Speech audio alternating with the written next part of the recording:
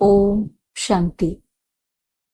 आज का हमारा टॉपिक है स्वमान में रहने से फायदे।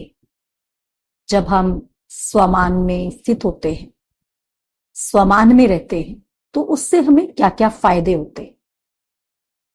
स्वमान में रहने से किसी भी प्रकार का हमारा अभिमान, चाहे वो देह का अभिमान हो, चाहे बुद्धि का अभिमान हो, चाहे नाम का अभिमान हो, सेवा का अभिमान या विशेष गुणों का अभिमान, हमारे सारे अभिमान समाप्त हो जाते हैं।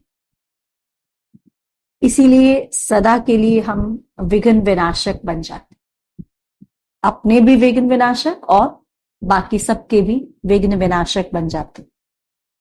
स्वमान में स्थित रहने से हम सदा निर्माण बन जाते हैं। माना मान शान से पर, हमें कोई मान नहीं चाहिए, कोई शान नहीं चाहिए। वैसे भी मान कभी मांगने से नहीं मिलता है, लेकिन देने से मिलता है। जब हम सम्मान देंगे तो ऑटोमेटिकली मान मिलता है। तो स्वमान में स्थित रहेंगे, सबको सम्मान देंगे तो हमें मान ऑटोमेटिकली मिलेगा। स्वमान में रहने वालों का सिर्फ एक ही जन्म में सम्मान नहीं होता है।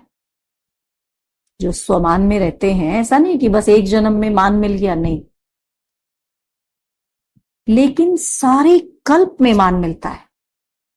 आधा कल्प अपनी राजाई द्वारा, जो राजाई फैमिली है उसके द्वारा और प्रजा के द्वारा मान प्राप्त होता है, और आधा कल्प भक्तों द्वारा मान प्राप्त होता है।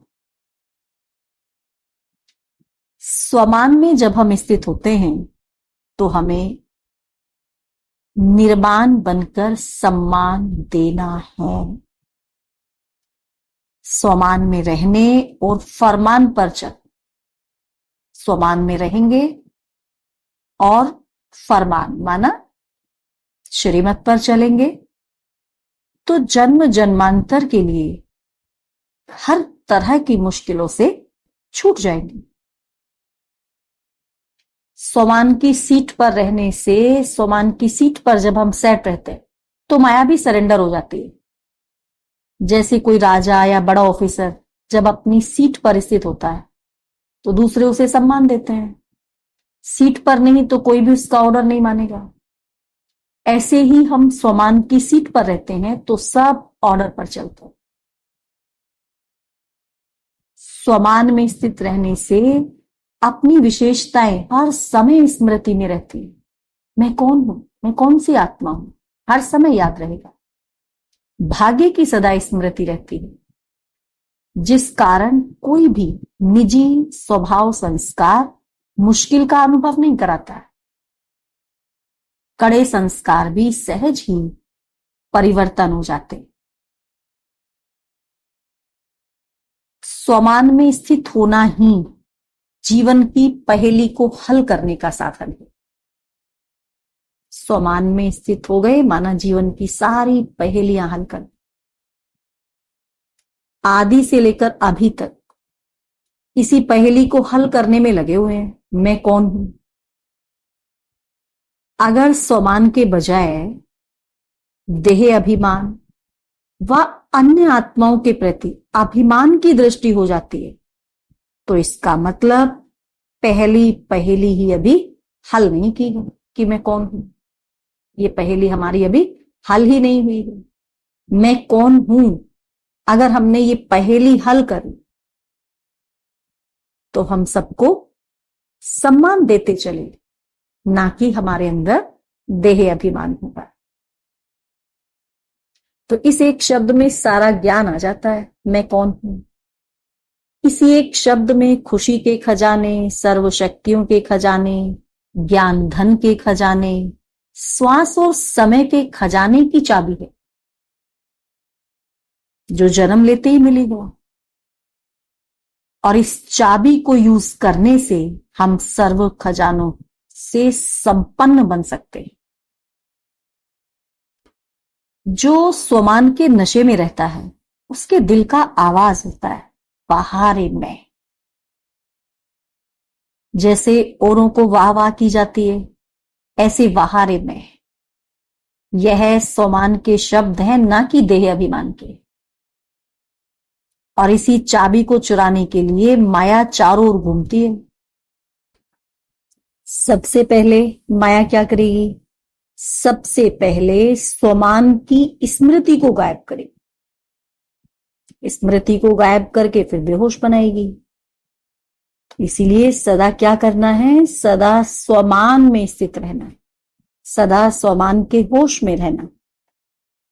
और सवेरे ही, अमृत वेले ही, स्वयं को स्वयं ही यह पाठ पक्का करो। इस पाठ को रिवाइज करो कि मैं कौन हूं, मैं कौन सी आत्मा हूं, और सभी खजानों को अच्छी रीति यूज करो, तो माया हमको बेहोश नहीं कर सकेगी। जब हम स्वमान में स्थित होते हैं तो हमारा जो अभिमान है ना, वो नाम मात्र भी नहीं रहता है, पूर्ण समाप्त हो जाता है। तो इस समय हमें हर आत्मा को स्वमान देते बाप समान बनाना है। इस समय हमें सिवाय बाप के और किसी से नहीं लेना, बाकी सबको देना है। आत्माओं को आत्माओं से लेना नहीं है, उन्हें देना है। लेना किससे है? लेना सिर्फ और सिर्फ बाप से है। जरा भी किसी से लेने की अगर इच्छा हुई तो वो हमें अपने स्वमान से गिरा देती है। इसलिए कभी भी किसी से भी कुछ भी लेने की इच्छा नहीं करना। अगर लेना है तो सिर्फ और सिर्फ बाबा से लें। जब हम स्वमान में रहते हैं तो किसी भी आत्मा के प्रति हमें संकल्प मात्र भी रोब नहीं आएगा। क्रोध तो बड़ी बात है, रोब भी नहीं आएगा। और हम सभी को मान देकर ऊपर उठाएंगे। अगर कभी कोई पुरुषार्थी अपनी कमजोरी या अलबेलेपन के कारण नीचे गिरता भी है, अर्थात अपनी स्टेज से नीचे आता है, तो भी क्योंकि हम तो स्वमानधारी हैं, हम क्या करेंगे? हम स्वमानधारी पुण्य आत्मा गिरे हुए को भी उठा देंगे। उनका सहयोगी बनना है, हर किसी का सहयोगी बनना है। हमें कभी भी किसी के लिए ये संकल्प भी नहीं आना चाहिए कि यह अपने कर्मों का फल भोग रहे। ये स्वमानधारी की निशानी नहीं है। करेंगे तो जरूर पाएंगे। स्वमानधारी तो परवश आत्मा को भी स्वतंत्र बनाएंगे। और हम कौन हैं? हम स्वमानधारी आत्माएं हैं। हमें देह अभिमान कभी नहीं आ सकता। हम कभी किसी की भी कमी को न देख उनके कमाल को देखेंगे। जब हम सदा स्वमान में स्थित रहेंगे तो हमें किसी की कमी नहीं बल्कि उनके कमाल दिखाई देंगे। हम स्वमानधारी आत्माओं के सब अरमान स्वतः ही पूरे हो जाते हैं।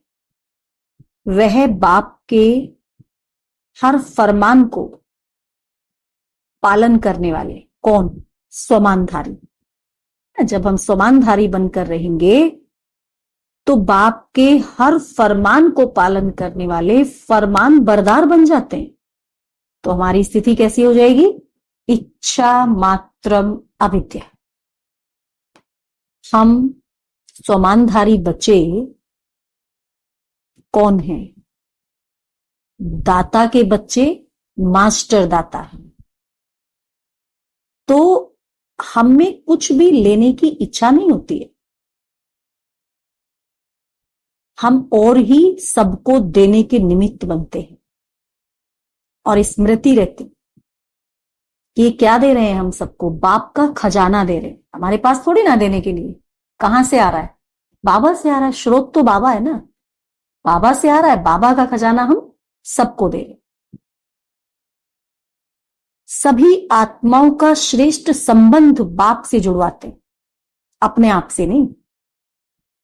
सभी आत्माओं का संबंध हमें किससे जुड़वाना है? तो स्वमानधारी आत्माएं हैं, अपने से थोड़ी ना जुड़वानी, बाबा से जुड़वाना।